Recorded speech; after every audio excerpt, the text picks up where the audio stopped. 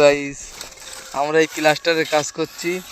এই মিস্ত্রি ইউনুস করছে আর ওই সাইডে মিস্ত্রি আবু বক্কর করছে। এই হলো একটা গোরস্থান।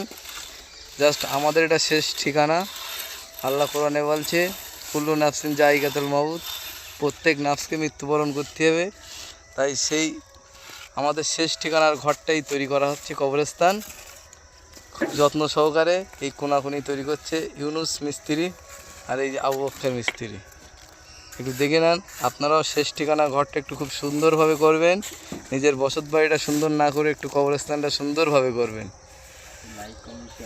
একটু লাইক কমেন্ট শেয়ার করবেন যেন সকলেই কবরস্থানটা করে, কবরস্থানটা পাকাপোক্তভাবে করে, মজবুত করে।